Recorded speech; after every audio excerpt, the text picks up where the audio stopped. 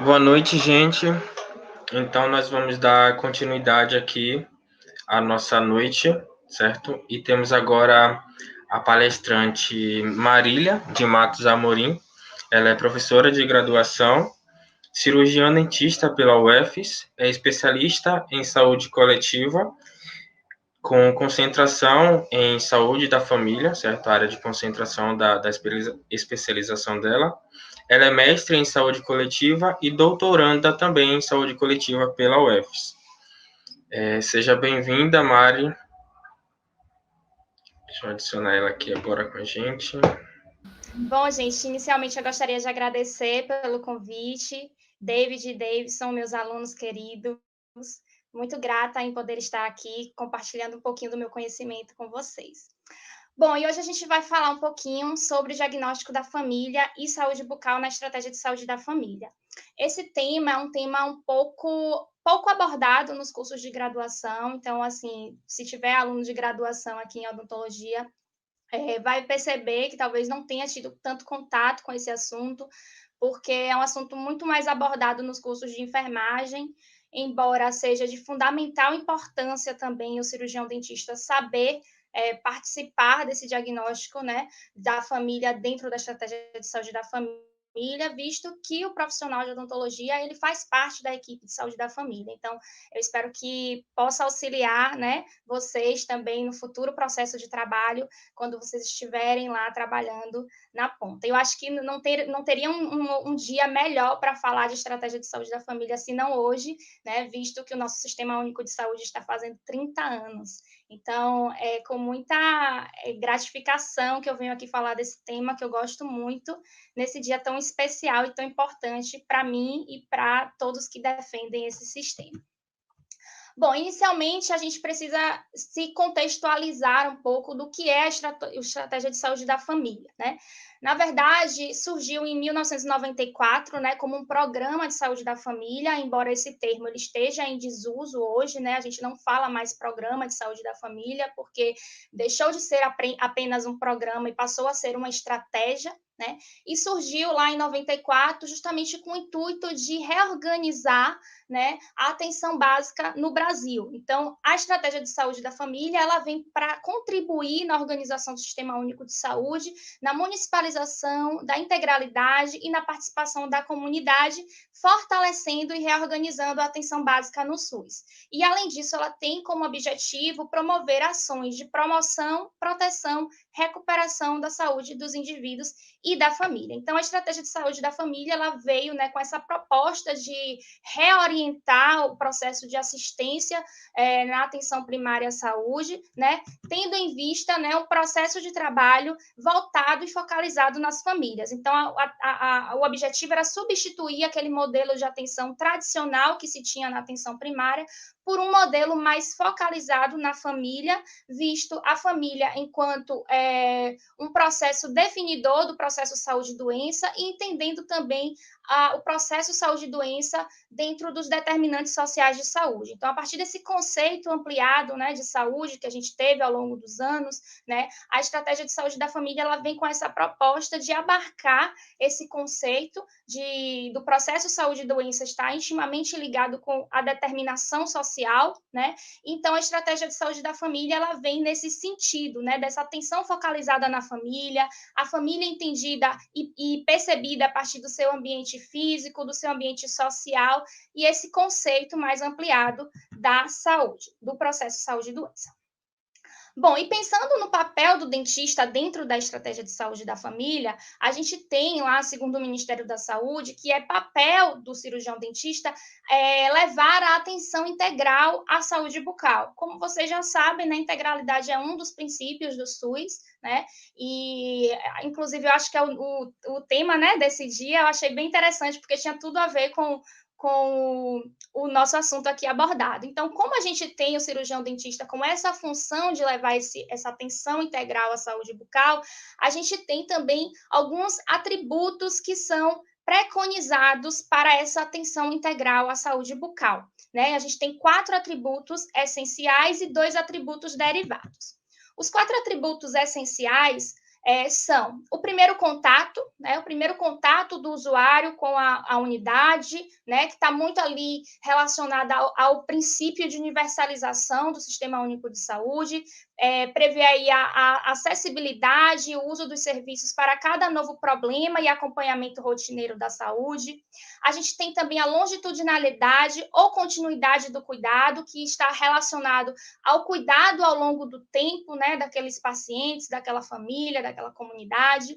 A integralidade propriamente dita, né, que seria a prestação de um conjunto de serviços pela equipe de saúde, e aí a gente entra também na questão de integrar todas as outras áreas da saúde nesse sentido, e a coordenação do cuidado, que seria mais ou menos a capacidade de garantir essa continuidade da atenção dentro dos diversos pontos de atenção à saúde. Como vocês sabem, né, o nosso SUS, ele é organizado segundo as redes de atenção à saúde, então a gente tem o nível primário, secundário e terciário, e a atenção básica, ela é a ordenadora desse cuidado, né, ela é ordenadora desse cuidado dentro das redes de atenção à saúde. Então, é necessário que haja uma comunicação entre esses pontos de atenção, uma comunicação da atenção básica com a atenção secundária, uma comunicação da atenção secundária com a terciária, uma comunicação da terciária com a básica também, enfim. Então, a gente precisa pensar também no sentido da coordenação do cuidado. E segundo os atributos, os outros atributos, né, a gente tem o de centralização familiar, né, que traz aí que devemos, enquanto profissionais da estratégia de saúde da família, considerar a família como eixo, né, como um sujeito da atenção, como o principal foco da atenção dentro daquele contexto familiar. E, além disso, a orientação comunitária, que seria o reconhecimento das necessidades familiares em função de um contexto biopsicossocial, entendendo o contexto físico, econômico, cultural, social, onde aquelas pessoas vivem. Então, é necessário reconhecer quais são as necessidades de saúde, tendo em vista toda essa articulação com a família e com a comunidade, com todo o processo social em que aquele indivíduo e aquela família vive. Mas aí a gente precisa entender um pouquinho do que é família, né? O que é que os autores trazem de relação entre saúde e família para a gente poder fazer esse link, né? Para a gente poder entender como é que se dá esse processo. Então, segundo o Pise, né, ele traz aí um conceito de família relacionado à saúde. Ele traz que a família é referência para o cuidado no contexto da saúde, isso porque ela pode transmitir práticas de cuidado e responsabilidade, ao mesmo tempo que ela pode implicar carências e vulnerabilidades. Sendo assim, vivenciando uma dualidade entre o lugar de proteção ou de dano, né, a seus componentes, implica ser o principal ente que necessita de um olhar integral. Então, por que falar de família? Por que focalizar a atenção na família? Porque a família ela é referência nesse cuidado. Então, a família ela pode ser uma família que contribui para a qualidade de vida daquele indivíduo, ou não. Ela pode ter uma contribuição no sentido positivo ou pode ter uma contribuição no sentido negativo. Então, por isso, o foco deve ser na família. Então, eu gosto sempre de usar um exemplo, né, que é um exemplo que a gente tem normalmente quando atende criança. Né? Então, por exemplo, eu como dentista da estratégia de saúde da família, vou fazer uma atividade de educação em saúde numa escola, através do PSE, Programa de Saúde na Escola.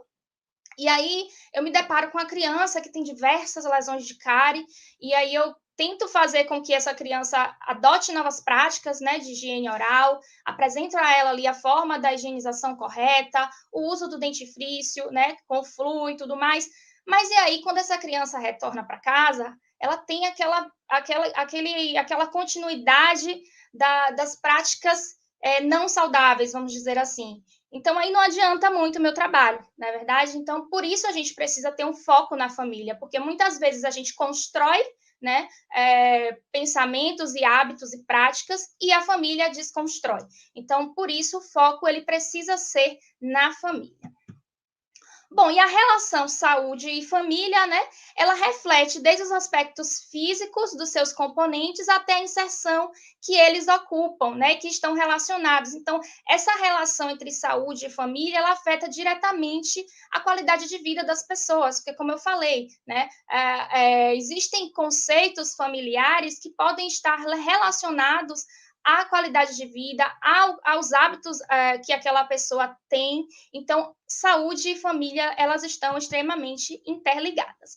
E como saúde e família estão extremamente interligadas, é necessário a gente pensar também, né, que a equipe de saúde, ela precisa estar ligada a essa família. É necessário para que a gente tenha esse cuidado integral que a gente fala, que o Ministério da Saúde preconiza, que a Política Nacional de Saúde Bucal preconiza esse cuidado integral em saúde bucal, né, às famílias. É necessário que tenha essa articulação entre a equipe de saúde e a família. É necessário que tenha essa interseção entre esses dois atores, né? E a partir daí a gente tem o quê? Um vínculo. É necessário que seja criado um vínculo entre essas equipes, né? A equipe de saúde bucal, por exemplo, e a família, né? Mas como é que é criado esse vínculo? O vínculo, ele é resultado de um acolhimento, né? O que seria esse acolhimento? Seria um cuidado humanístico, um cuidado voltado para a escuta qualificada, um cuidado pensando numa proposta mais dialógica, né? Através do diálogo. Então, a partir dessa configuração do cuidado em que a gente oferece para aquele paciente, a gente acaba resultando, né, um acolhimento que posteriormente vai resultar num vínculo. E para se ter um cuidado integral às famílias, é necessário que haja esse vínculo entre profissional de saúde e família.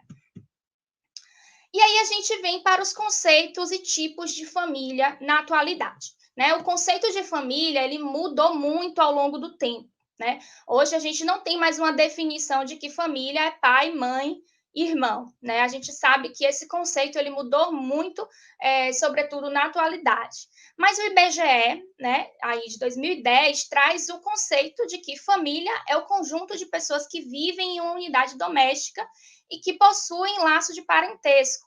Neste caso, a unidade doméstica poderá ter apenas um núcleo familiar ou mais de um núcleo familiar vivendo juntos. Então, para o IBGE, família é quem mora junto. Para a estratégia de saúde da família, família é quem mora junto. Está no mesmo domicílio, mora junto, é a família. Então, tanto é que na estratégia de saúde da família, a gente tem o prontuário da família, as pessoas que moram naquela casa, independente se ali naquela casa vive mais de um núcleo familiar ou não.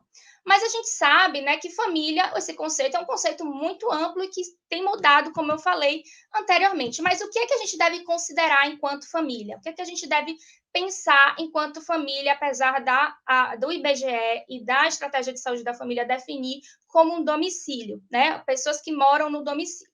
Nessa primeira imagem, a gente tem aí, né, uma família tradicional, né, onde a gente tem um pai, uma mãe, duas crianças e provavelmente avós, né? Nessa segunda foto, a gente tem também uma família bem tradicional, né? A família branca com a mãe, o pai e duas crianças, típico de propaganda de margarina, né? E aí a gente tem aqui um caso, né, de uma mulher negra com uma criança, né? Provavelmente uma mulher solteira, que também é uma família, né? E um casal homoafetivo com a criança, que também é uma família. Então, a gente deve considerar todos os aspectos, todos os tipos e configurações existentes de família, tá? Mesmo trazendo, o IBGE trazendo, né, essa definição para assistência à saúde no sentido da estratégia de saúde da família, o conceito de família, pessoas que vivem dentro de um mesmo domicílio. E aí, né, o IBGE tem essas definições, né? O casal sem filho com parente, casal com filhos e com parentes, mulher sem cônjuge com filhos, mulher sem cônjuge com filho e com parentes, enfim, e todas as outras aí que podem ser possíveis. Mas a gente precisa pensar também nos outros tipos, né, de famílias que podem existir, né, que são construídas de formas distintas dessas outras tradicionais que a gente falou anteriormente, e a gente deve considerar todos os tipos de família. E aí esse autor diz, ele traz, né, uma citação muito interessante no que diz respeito a essa relação de família com o ambiente externo, né? Ele diz o seguinte: a família é um sistema complexo que comporta relações antagônicas, contraditórias e complementares com seu meio externo e interno, não devendo ser concebida independente do ambiente. No ambiente familiar, o sujeito se constrói através do processo de socialização, da educação que recebe, da cultura que lhe é transmitida e da linguagem que incorpora. É também através dela que os sujeitos estabelecem nexos indissolúveis com o macrocontexto, sendo, por esta razão, um dos organizadores da sociedade na medida que define os estilos de vida e compõe o ambiente em que seus membros vão viver.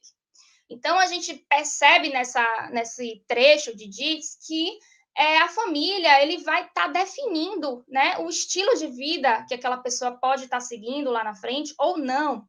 Né? Ela pode estar definindo os ambientes que aquela pessoa vai frequentar futuramente ou não. Então, existe uma relação muito forte do que a pessoa vive enquanto família, dentro do seu núcleo familiar, né, dentro da sua casa, com o que ele vai apresentar futuramente, tanto de relações, né, extra família, fora do núcleo familiar, né, e relações dentro de outras instituições, relações com amigos, com parentes, enfim, mas também com relação aos hábitos de vida, com relação ao estilo de vida que ele vai estar tendo ali após a sua vida adulta, vamos dizer assim. Então, para isso, o trabalho com famílias no contexto da saúde é importante definir como elas são descritas, né? Para o trabalho na saúde, a gente precisa descrever como é que são essas famílias, como é que elas estão configuradas, para a gente poder ter uma visão daquele contexto, daquela família, e, a partir daí, enfrentar os problemas que estão relacionados à saúde. Então, tem uma série que eu gosto muito, né? Inclusive, eu gosto de passar muito para os meus alunos nas aulas de saúde coletiva, né? É uma série chamada Unidade Básica, e tem muitos exemplos, assim, de que muitos dos problemas de saúde que chegam até a unidade estão relacionados à estrutura familiar. E aí tem um médico na unidade que ele fala bem assim, você percebeu qual é o arranjo familiar? Você fez uma visita domiciliar, percebeu qual é o arranjo familiar daquela família? Então, é importante para o trabalho em saúde, sobretudo o trabalho na estratégia de saúde da família, entender como essa família funciona, entender esse arranjo familiar, porque muitas vezes o problema de saúde pode estar ali relacionado. Né? Então, é necessário a gente realizar esse diagnóstico para entender a dinâmica familiar. E ainda falando sobre o papel do dentista na estratégia de saúde da família, né? A gente sabe que a Política Nacional de Saúde Bucal tem como objetivo também, além de outros, né? Mas eu citei esse aqui porque está dentro da nossa linha, né? Da nossa aula, a coordenação e participação das ações coletivas. O que é isso? O cirurgião dentista, a equipe de saúde bucal deve coordenar e realizar atividades coletivas, participação em ações coletivas, que são elas: educação em saúde, né? Como a gente sabe, como a gente realiza, né? A higiene bucal supervisionada e aplicação tópica de flúor. No entanto, né, os meninos com certeza vão falar, né, desse meu slide, já coloquei já pensando em vocês, né? Não dá para a gente falar de educação em saúde sem falar de Paulo Freire, né? Então, assim, a gente precisa entender o que era educação em saúde, sobretudo na atenção primária à saúde, de que forma que a gente realiza essa educação, porque, como o próprio Paulo Freire diz, né, ensinar não é transferir conhecimento, mas criar possibilidades para a sua produção ou a sua construção. Então, educar está ali relacionado com trocas de saberes, está relacionado com o diálogo que a gente tem com os pacientes, com os educandos, né? Com esclarecimento de questionamentos, com a promoção de saúde, e por isso é necessário a gente repensar o modelo de educação em saúde que a gente tem realizado nas unidades de saúde. Muitas vezes é um modelo autoritário, um modelo em que a gente só derrama conhecimento para aquelas pessoas e desconsidera todo o contexto social, né, daquele indivíduo, desconsidera todos os saberes prévios que aqueles indivíduos têm, as suas crenças, tudo isso deve ser considerado quando a gente fala de educação em saúde.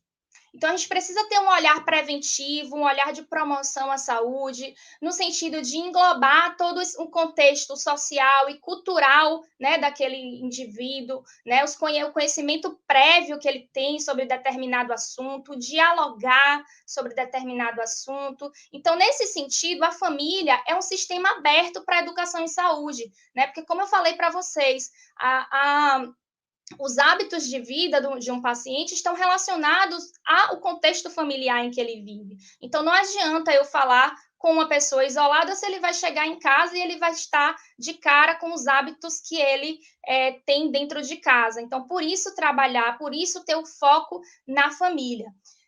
Fazer valer a escuta, né? Escuta qualificada, né? Escutar aquele paciente, acolher aquele paciente, levando em consideração a sua realidade, né? E pensando também na humanização do cuidado, né? Todos esses conceitos de escuta qualificada, acolhimento e vínculo está muito relacionado com a humanização, né? A humanização do cuidado, inclusive, é um dos princípios lá da nossa Política Nacional de Humanização.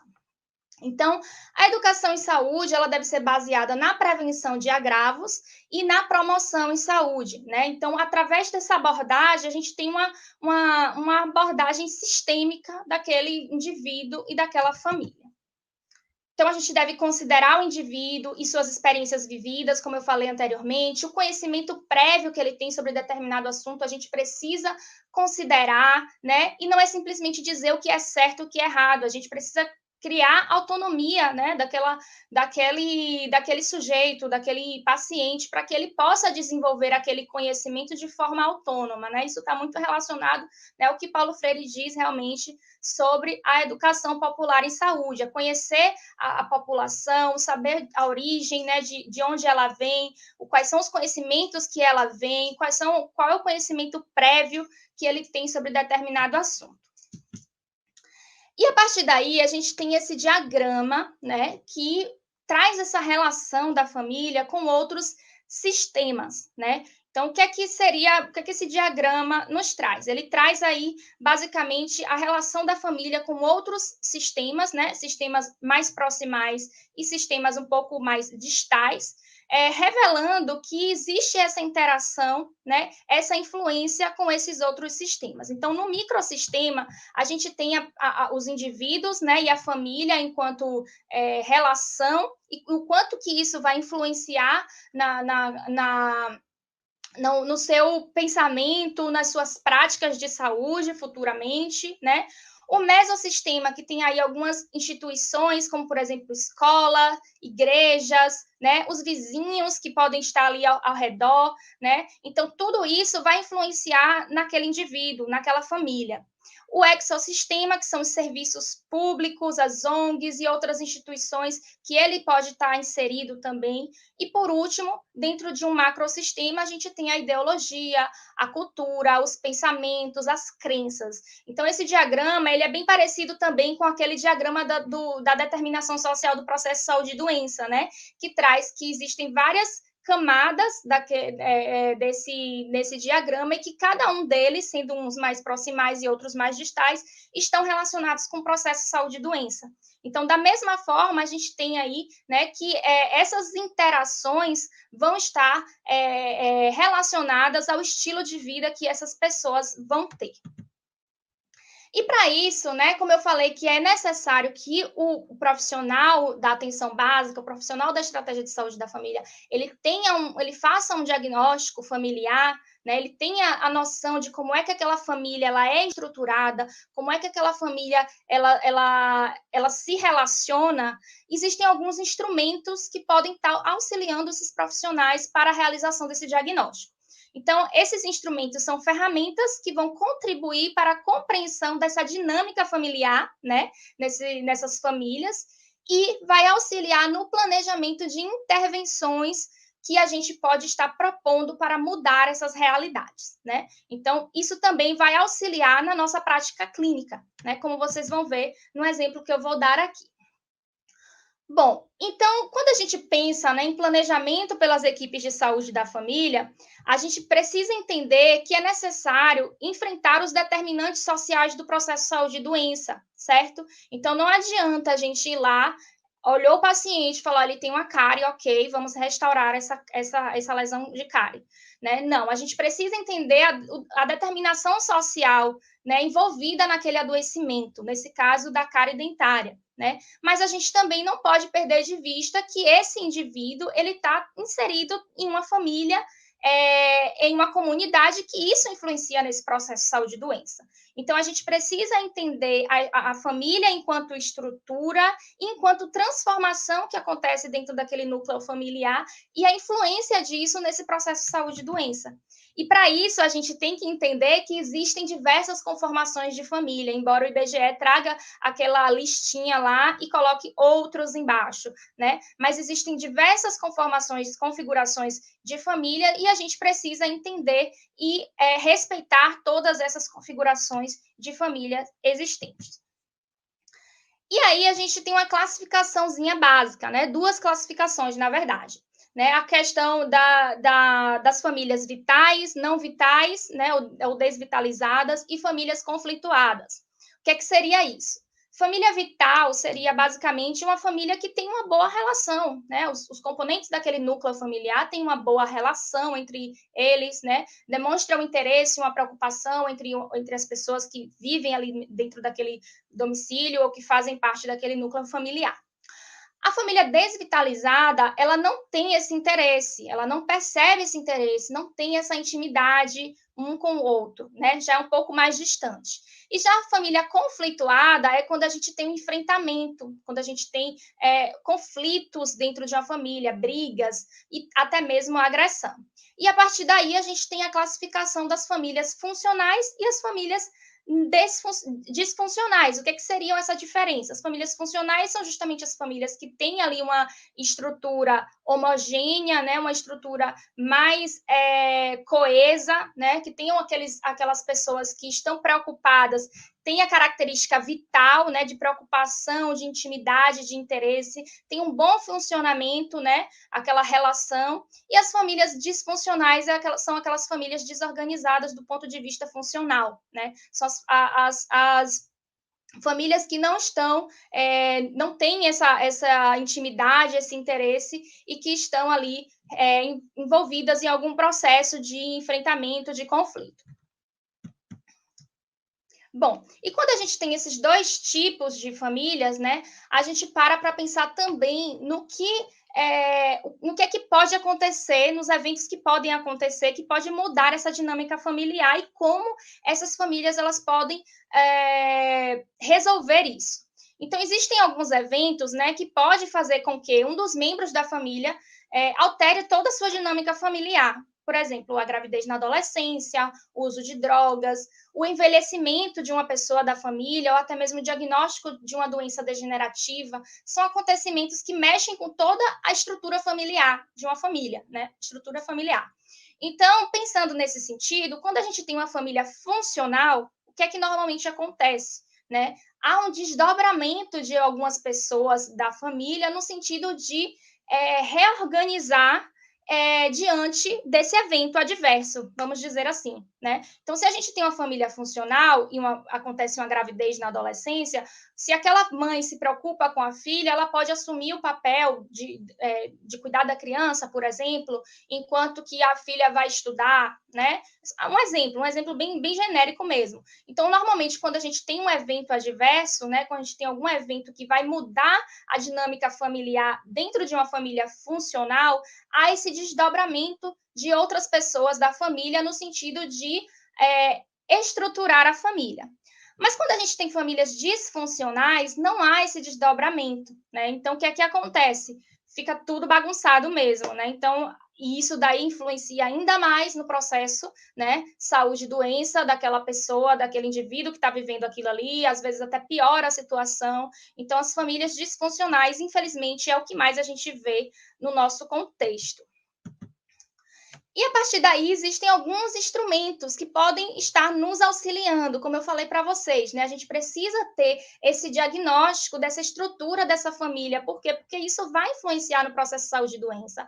Ah, ok, mas eu sou dentista, o que é que eu tenho a ver com isso, com a estrutura da família? Tem tudo a ver, né? Se você é dentista da estratégia de saúde da família, você precisa entender a organização, a dinâmica familiar daquela família, porque aquilo vai influenciar no processo de saúde e doença, né? E traçar um planejamento, né, juntamente com a equipe multiprofissional, em casos específicos, obviamente, não são todos os casos, mas quando a gente tem uma situação específica, é necessário utilizar esses instrumentos, né, no sentido de obter um diagnóstico e traçar um plano terapêutico para aquela família, plano terapêutico esse que visa um tratamento, vamos dizer assim, no sentido multidisciplinar, levando em consideração todos os outros membros da equipe de saúde da família. Então, o primeiro modelo que a gente tem aí é o modelo de Calgary de avaliação familiar, e é dele que a gente vai falar hoje, né? Por quê? Porque tem outros também, como o genograma, o ecomapa e o APGAR de família. Mas esses instrumentos, na verdade, eles podem fazer parte, na verdade, não fazem parte, são instrumentos à parte, tá? Mas eles podem fazer parte do modelo Calgary de avaliação da família. Por quê? Né? O modelo de avaliação Calgary, ele vai visar ter um diagnóstico da família para depois propor um planejamento frente àqueles problemas de saúde ali envolvidos naquela família. E a avaliação desse modelo é justamente a avaliação estrutural, a avaliação de desenvolvimento e a avaliação de funcionalidade, né? E a partir daí a gente pode utilizar o genograma e o ecomapa no sentido de complementar, no sentido de trazer essas informações estruturais de desenvolvimento e funcional. Então, basicamente, nesse modelo de Calgary, a gente vai estar trabalhando com essas 3 categorias. A gente vai avaliar as famílias de forma estrutural, a gente vai avaliar a família no sentido de desenvolvimento, no sentido de nível de vida que aquela pessoa, de ciclo de vida que aquela família se passa, e no sentido funcional, se aquela família é uma família disfuncional ou funcional. E aí a gente tem um genograma que vai estar nos auxiliando no processo estrutural, na identificação estrutural daquela família. Não? Então, o genograma ele é um diagrama que apresenta a estrutura familiar, constituindo pelo menos 3 gerações. Eu vou mostrar um exemplo para vocês, mas é bem parecido com aquele... até esqueci o nome que a gente utiliza na biologia, que não é genograma, mas enfim, aquela estrutura que a gente faz lá nas aulas de biologia, na parte de genética. Eu já estou tão acostumada em falar genograma que eu nem lembro se o nome na biologia é esse também. Mas o genograma ele é bem parecido com aquele formato que a gente utilizava lá na parte de genética, na parte de biologia. E o ecomapa, ele é um diagrama que representa a relação da família com outros sistemas. Então, a partir do ecomapa, a gente vai estar traçando a relação daqueles membros com outros sistemas, com a igreja, com a unidade de saúde, com os vizinhos. A gente consegue ter essa visão através do ecomapa. E, por fim, o APGAR de família, que é um instrumento, um questionário, né, que você pode estar aplicando para as famílias, né, no sentido de verificar a funcionalidade da família. Eu vou falar de cada um deles especificamente para a gente entender um pouco mais. Então, como eu já havia falado, né, o modelo de Calgary de avaliação da família, ele vai articular 3 dimensões, né, a dimensão estrutural, né, que é no sentido de configuração mesmo daquela família, por quem ela é formada, qual o problema em questão, quem são essas pessoas, quais os problemas de saúde elas apresentam, o desenvolvimento que está relacionado ao ciclo de vida que aquela família se encontra e a funcionalidade. Então, na avaliação da família, a gente utiliza muito o genograma e o ecomapa nesse modelo de Calgary, de avaliação, como eu já havia falado para vocês.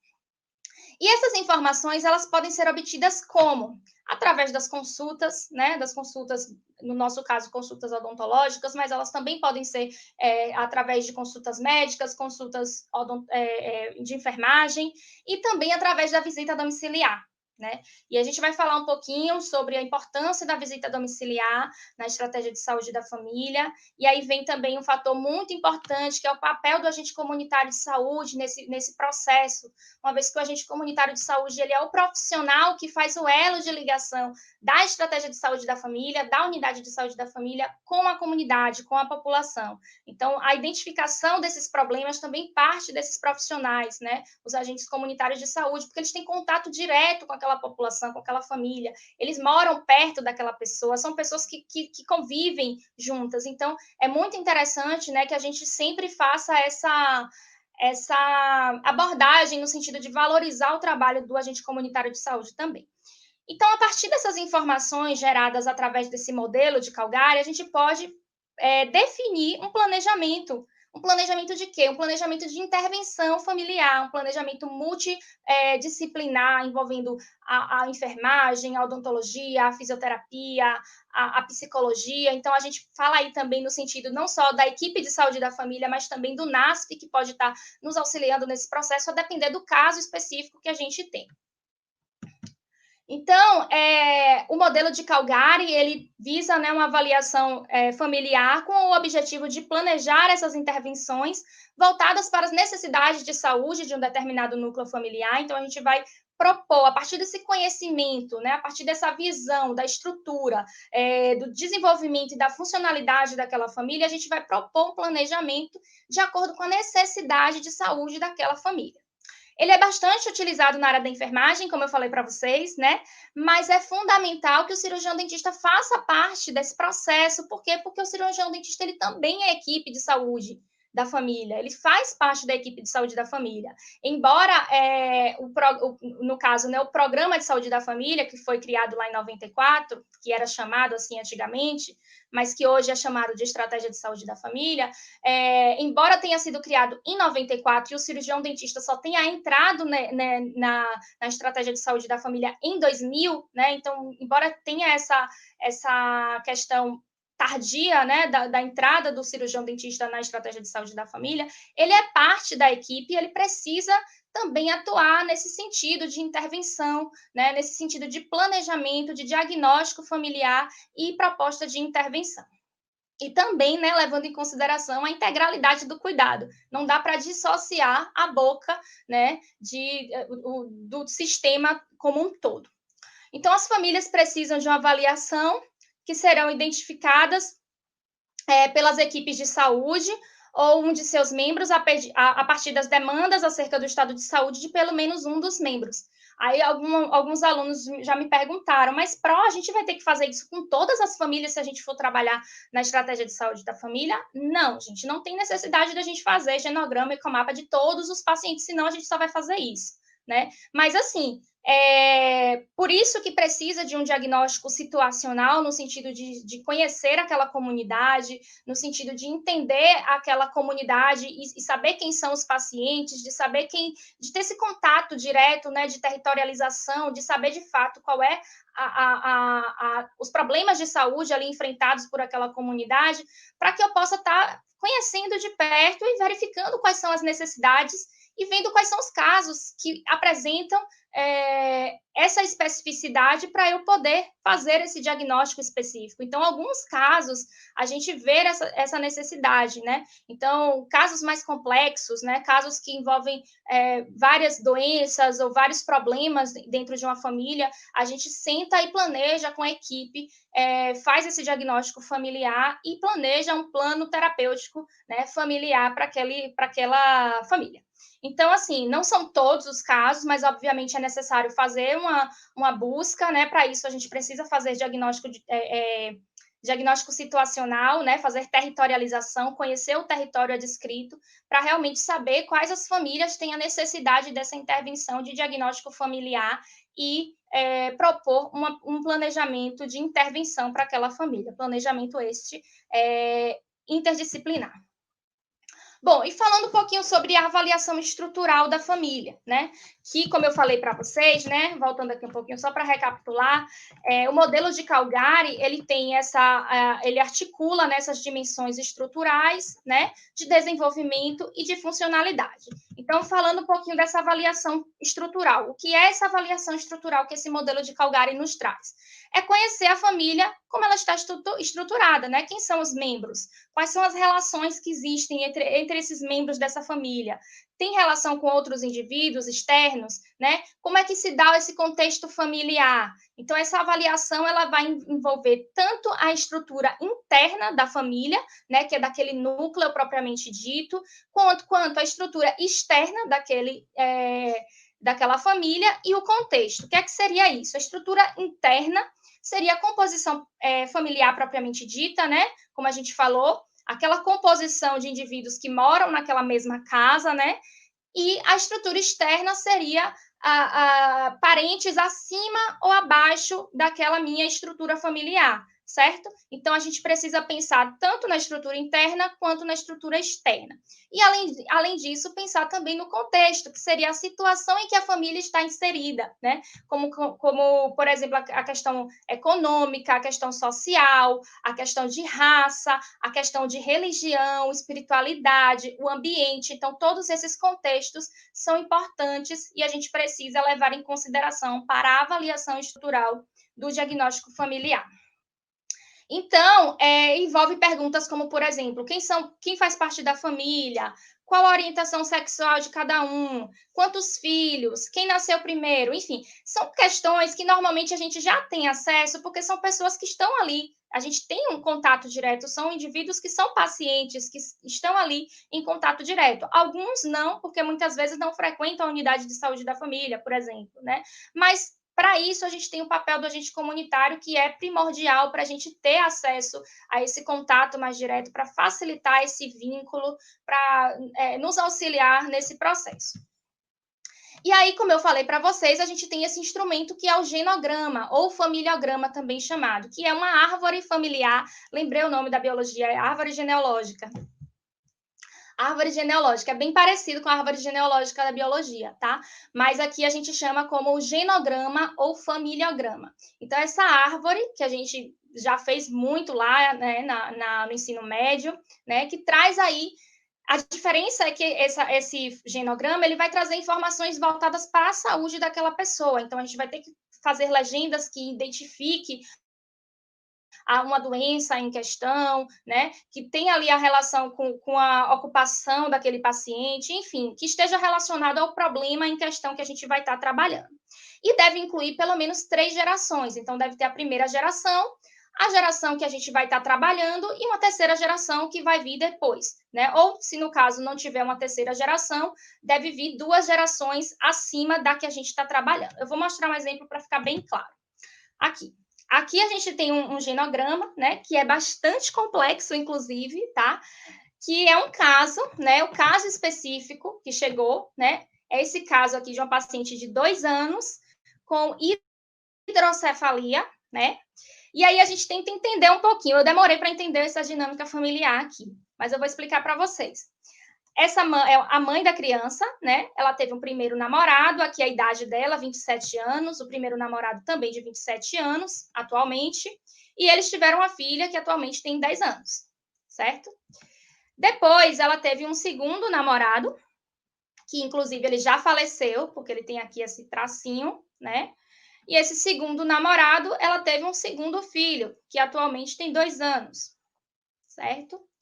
E depois ela teve um outro namorado, né, um relacionamento, né, que teve essa filha, que é o caso de hidrocefalia dessa criança de 2 anos. E a partir daí, né, essa criança, o pai não assumiu essa criança, e quem assumiu foi esse rapaz aqui de 27 anos, né? Então, foi o padrasto. Só que, atualmente, né, quem vive com ela na casa é uma companheira de 37 anos. Então, veja bem, a gente tem um caso bastante complexo, né? Uma mulher com 2 filhos, com 3 filhos, e um deles com hidrocefalia, né? Que é uma doença grave, tá? inclusive que envolve diversas questões, inclusive de locomoção, né, de acesso ao serviço de saúde por dificuldade de locomoção. E ela vive, né, com os 3 filhos. Filho, desculpa, viu, gente, porque é quadradinho, é filho. Com os 3 filhos, né, 2 homens e uma menina, e ela vive com essa companheira também. Então, a partir daí, né, através dessa avaliação estrutural, a gente tem mais ou menos uma configuração, a gente entende como é que acontece essa dinâmica familiar, como é que ela está estruturada. E aí, gente, para utilizar o genograma, é muito interessante que a gente use programas. Vocês podem fazer no próprio PowerPoint, no Word, a gente consegue fazer, mas existem programas de computador que fazem essa configuração de forma muito fácil, muito leve também. O Genopro é um exemplo deles, inclusive já usei o Genopro. É um programa muito leve, muito tranquilo de se mexer, de aprender a usar. É bem tranquilo mesmo, e ele gera esse genograma de forma muito, muito lindinha, muito arrumadinho, e é muito fácil de usar, tá? E aí a gente precisa entender as legendas, certo? A gente precisa entender o que é um homem, o que é uma mulher, sexo indefinido, quando tem morte, divórcio. Então, são legendas que a gente precisa ter para poder criar o nosso genograma. E aí a gente tem o ecomapa também, que é um outro instrumento. O ecomapa, diferente do genograma, ele vai visar também a relação entre os membros da família. Se é um vínculo forte, se é um vínculo fraco, a gente consegue visualizar isso dentro do ecomapa. Então, o ecomapa, ele traz uma representação gráfica e sintética de diversas informações, e o seu objetivo é apresentar a relação dos membros da família com sistemas mais amplos, né, como instituições, equipamentos sociais, estabelecimentos comerciais, unidades de saúde, enfim, a gente consegue ter essa visualização, né, de forma mais geral, né, do vínculo daqueles indivíduos com outros, o vínculo interno, né, entre as pessoas da mesma família, e o vínculo externo com as instituições fora da família. Então, o genograma, ele é colocado dentro, né, do ecomapa. Então, vocês vão ver lá a configuração do ecomapa, mas basicamente um círculo em que a gente coloca aquela parte do genograma que eu mostrei anteriormente, e a partir daí a gente vai estar vendo, fazendo essas ligações de vínculo entre esses indivíduos da mesma família, do mesmo núcleo familiar, e com as instituições que estão ali ao redor.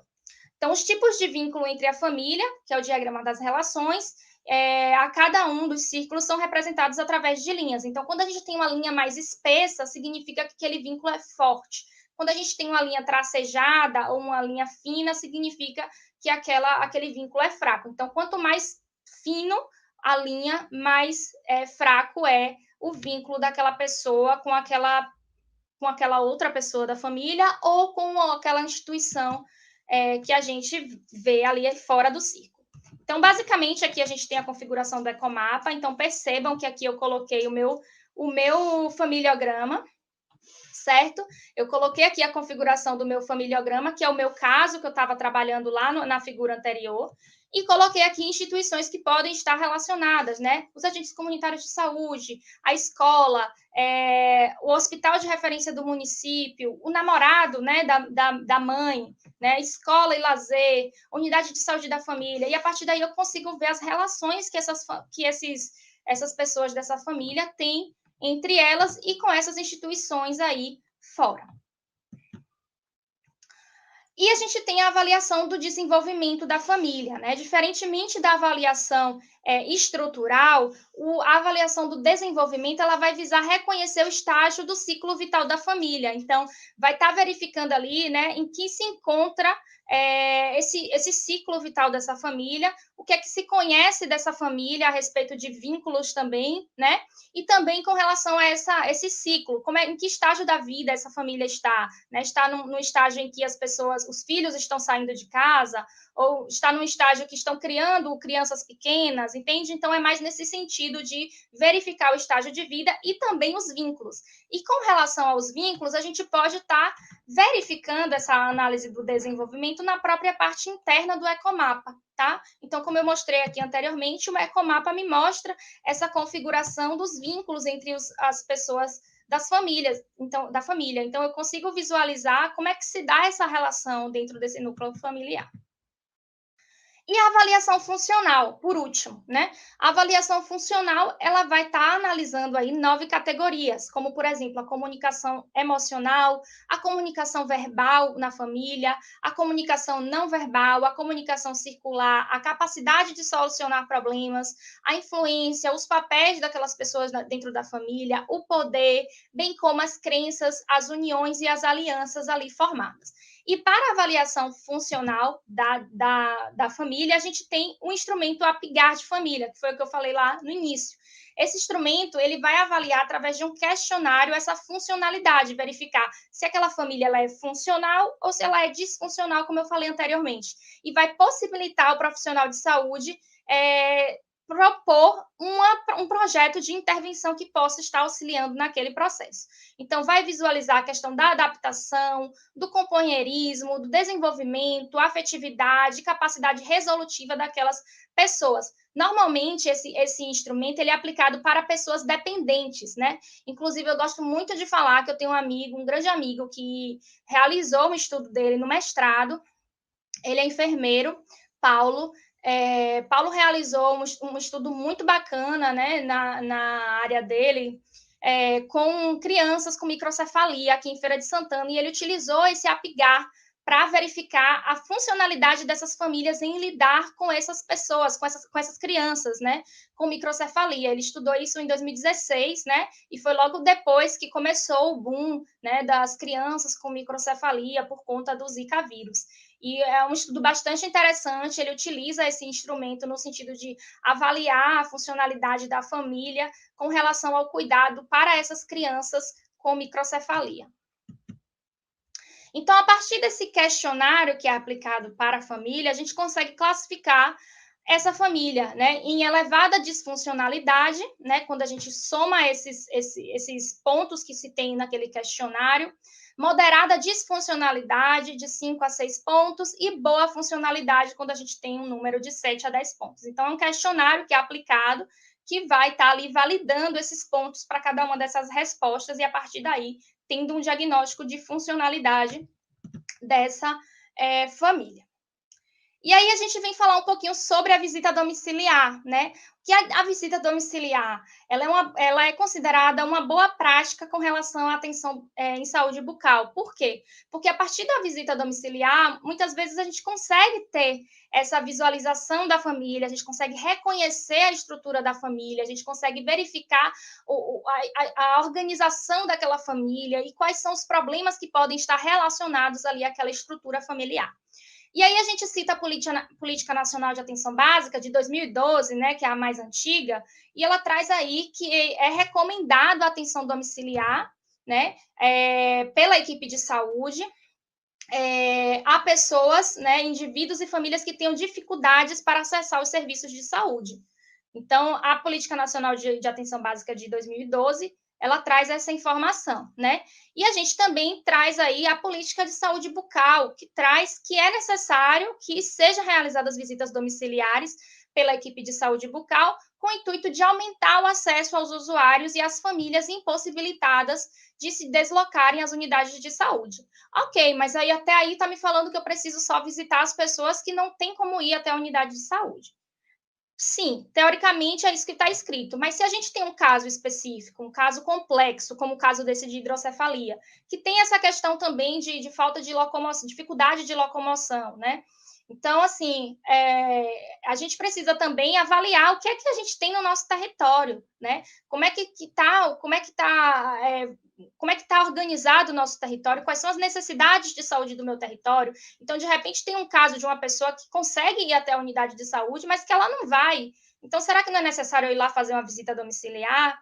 Então, de repente, aquela pessoa chega até o meu consultório com um problema em questão e que eu não investigo o suficiente, eu acredito numa visão apenas biologicista, que é uma doença e que aquilo eu vou tratar no consultório, ok, mas que eu não consigo enxergar essa visão amplia, eu não consigo ter essa visão ampliada do processo de saúde e doença e que alguma coisa na família pode estar relacionada àquele adoecimento, tá? Então, assim, a gente precisa avaliar e por isso é necessário a gente realmente conhecer o nosso território, saber quais são os problemas de saúde do nosso território, ter esse vínculo com os nossos pacientes para que a gente possa estabelecer, né, quais as visitas que a gente vai estar realizando, se vai realizar visitas apenas em pessoas que não estão conseguindo chegar até a unidade, né? Então, isso precisa ser avaliado.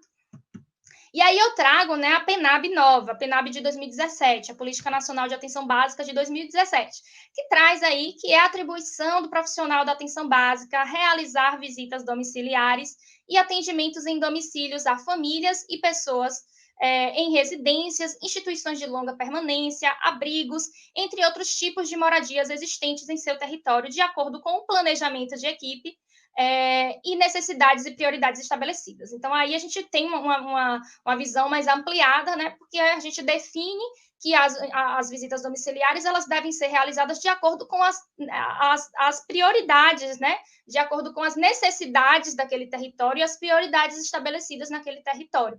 E, claro, em acordo também com o planejamento em equipe. Então, por exemplo, se eu tenho um caso como aquele que eu citei de hidrocefalia, é um caso que necessita fazer uma visita domiciliar, né? Então, mesmo que aquela pessoa consiga ir até a unidade de saúde, a gente precisa entender como é que está acontecendo, qual o processo de diagnóstico, ter um diagnóstico familiar, como é que está estruturada aquela família, tá? Então, muitas vezes, o que a gente vê muito nos profissionais da atenção básica, né, que eles não realizam visita domiciliar, né? Muitos não realizam, e quando realizam é só quando é um paciente acamado, um paciente que está ali, né, que realmente não tem como mesmo ir para a unidade de saúde. E a gente precisa repensar na visita, porque a visita é uma prática que vai nos auxiliar nesse processo. Então, a visita ela vai permitir o conhecimento do contexto de vida daquela família, daquele usuário, daquela pessoa que está ali envolvida no processo, né? A identificação dessas relações familiares, como é que ela se dá e qual é a sua influência dentro do processo saúde e doença. Vai estar interferindo também no melhor planejamento da assistência, porque vai permitir esse conhecimento, né? A partir do momento que a gente conhece o contexto de vida daquela pessoa, a gente vai ter um melhor planejamento da assistência, né? E também dos recursos que aquela família dispõe para prestar aquela assistência. E vai estabelecer o vínculo, que foi o que eu falei anteriormente, que eu falei lá no início. O vínculo, ele é responsável de um acolhimento, da escuta qualificada, e é fundamental para o processo de atenção integral à saúde. E aí a gente tem algumas abordagens da visita domiciliar. Ok, o que é que eu vou fazer na visita domiciliar? A gente pode fazer uma entrevista com o paciente, uma observação sistematizada, né, daquele ambiente, daquelas pessoas, do que a gente consegue visualizar ali naquele momento. E a gente pode fazer uma intervenção também, né, uma intervenção orientada ou participativa. O que é muito importante a gente falar quando a gente fala de entrevista é que a gente precisa ter cuidado com quando a gente vai fazer entrevista. Talvez os meninos até lembrem, né, de quando a gente fez visita domiciliar algumas vezes, e eu sempre falava assim, gente, não chega perguntando, fazendo questionário, porque as pessoas não... O objetivo aqui não é esse. O objetivo é a gente chegar com uma proposta mais dialética mesmo, da gente dialogar com aquelas pessoas, que a gente possa colher essas informações de uma forma mais tranquila, de uma forma de diálogo, e não perguntando, só perguntando, porque as pessoas vão parar e falar assim, nossa, estão me perguntando isso tudo para quê? Querem meus dados para quê? Né? Então, assim, precisa criar um vínculo, precisa ter esse vínculo entre profissional e paciente, e a gente colher essas informações para a gente ter esse diagnóstico de um formato mais leve, de um formato que seja possível através de um diálogo. Então, a observação sistemática e a intervenção participativa, que seria o quê? Uma orientação, uma proposta de educação e saúde, a realização de levantamentos epidemiológicos, né, como, por exemplo, o CPLD, que a gente pode estar realizando, né, uma escovação supervisionada, a gente pode estar realizando durante uma visita domiciliar, o uso de flúor, né, orientação com relação à higiene bucal, com relação à dieta, até também procedimentos restauradores atraumáticos, né? Então, a gente pode estar realizando um ART, a depender da necessidade, né, dentro de um domicílio, numa criança. A gente pode estar realizando também uma raspagem supragengival no indivíduo acamado. Claro que isso vai depender também da condição, né, de instrumentais, né, de tudo que a gente dispõe dentro de uma unidade de saúde da família. E em casos, né, menos complexos, até cirurgias simples, como, por exemplo, cirurgia de tecidos, a gente pode estar realizando dentro de um domicílio, durante uma visita domiciliar, né, extrações também de dentes com perda óssea, né, com periodontite avançada, pode também estar realizando, mas claro que a depender do caso, a depender do material que se dispõe, da condição sistêmica do paciente, então tudo isso também tem que ser analisado, mas pode sim realizar uma intervenção a domicílio. E o que é muito importante, né, falar também é com relação ao planejamento dessa visita domiciliar.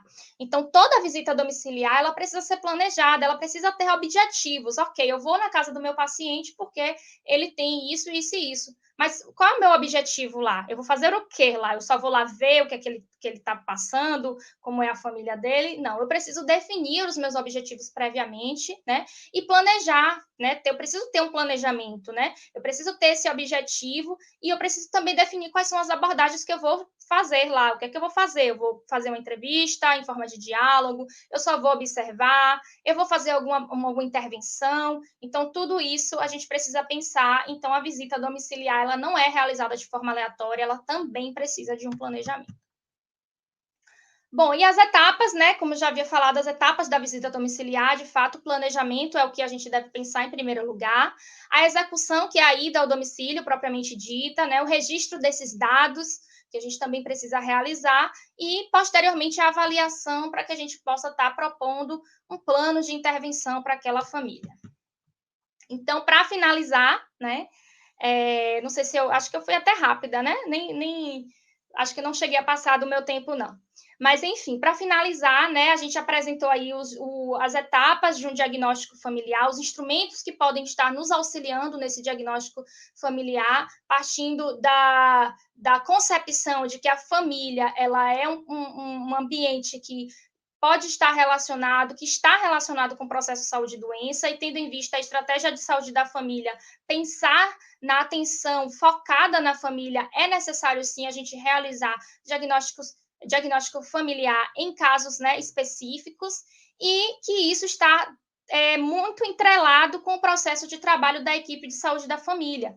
E lembrando que o cirurgião dentista faz parte do processo, faz parte da equipe de saúde da família, não é um anexo, né, como muitas pessoas acabam exercendo, né, como se fosse um anexo àquela equipe, mas não, o cirurgião dentista ele ele faz parte da equipe de saúde da família.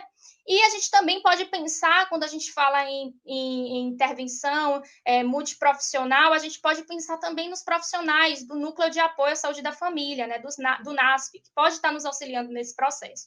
Então, esse diagnóstico familiar, né, ele vai estar nos auxiliando para o planejamento de uma intervenção multidisciplinar, que envolve diversos atores, né, seja o enfermeiro, o médico, o dentista, o psicólogo do NASF, o nutricionista, enfim, o que vai estar envolvido naquele processo saúde e doença observado naquela determinada família.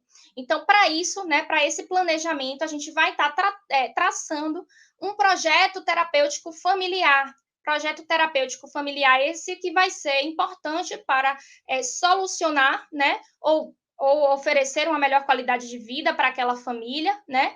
E auxilia também no processo de desenvolvimento da prática clínica. Então, é isso. Eu acho que a gente precisa falar um pouco mais de diagnóstico familiar nas nossas aulas, na nossa formação de forma geral, porque eu acho que o cirurgião dentista ele ainda está um pouco distante dessa realidade e é necessária essa aproximação, né, com esse tema, com esse processo de trabalho. E, por fim, eu trago essa frase, né, do professor Narváez e do professor Frazão, que eu gosto muito, né, de um livrinho chamado Saúde Bucal Além do Céu da Boca, um livro muito interessante, que ele diz o seguinte: as condições dentárias são, sem dúvida, um dos mais significativos sinais de exclusão social, seja por problemas de saúde localizados na boca, seja por imensas dificuldades encontradas para conseguir acesso aos serviços assistenciais. Dentes e gengivas registram o impacto das precárias condições de vida de milhões de pessoas em todo o país. Eu acho essa frase muito marcante, muito chocante. Eu fico assim, toda vez que eu leio, eu paro e reflito um pouco sobre isso, e é verdade. Né? Então, assim, eu acho que a nossa prática em saúde bucal coletiva, a nossa prática enquanto dentista na estratégia de saúde da família, ela deve visar minimizar essas desigualdades sociais. E por isso a gente tem esse conceito ampliado de saúde, levando em consideração as determinantes sociais do processo de saúde e doença, porque a gente precisa, de fato, enxergar, como o próprio professor Narváez fala, né, a saúde bucal além do céu da boca. Então, é isso, gente. Muito obrigada. Trago aí mais uma reflexão, né, da saúde enquanto direito e não negócio, e parabenizando o nosso Sistema Único de Saúde, que hoje faz 30 anos, né, 30 anos da Lei 8080. Muito obrigada. Obrigado, Pro. Perguntas? Perguntas. Você foi maravilhosa. Eu tava aqui assim mesmo assistindo. Meu Deus, como é que ela tá falando tudo isso tão rápido? E com tanta certeza. Foi rápida demais. O jeito normal da sua aula. Foi o jeito normal da sua aula. Ai. A primeira pergunta é essa de Antônio. Quando o indivíduo está em grupo, um grupo que causa alteração nele, como, por exemplo, as condições de vida, nós tratamos, porém, sempre à volta da problemática, que seria a indicação adequada para sanar. Acho que ele complementou aqui com essa daqui, ó. Porque a gente não tem como simplesmente remover ele do grupo familiar. Então, a proposta da avaliação familiar é justamente essa, né? De tentar articular com a família de forma geral, porque a gente não tem como remover aquele indivíduo da família dele, né? E do ambiente em que ele está inserido e que muitas vezes influencia nesse processo. Gente, não é fácil, né? A gente falando assim, parece que é uma receita de bolo que fez e tá pronto. Realmente é um processo e tem situações que não está dentro do nosso alcance, né? Então, assim, é por isso que também se fala em intersetorialidade, né? Não só em planejamento em equipe, não só em planejamento a nível de estratégia de saúde da família, mas também intersetorialidade, em buscar auxílio, assistência em outros setores que não da saúde, para que possa estar resolvendo aqueles problemas em questão. Então, assim, é muito complexo, apesar da gente falar aqui na aula de forma bem didáticazinha, de forma bem... parecendo que é fácil, né? Não é. Então, assim, realmente existem situações que não está dentro da nossa competência de resolução, mas que a gente precisa fazer o que a gente que é atributo nosso, né? Sim, de fato não é um papel só de um profissional, vai abranger vários profissionais para poder tá conseguindo amenizar ou solucionar o problema que aquela pessoa tem. Uma última aqui, rapidinho. Qual o impacto da doutrina paulo-freireana frente à saúde brasileira atual? Ai, gente, precisa falar disso mesmo? Então, né, a gente atualmente está vivendo um processo político aí um pouco complicado, né?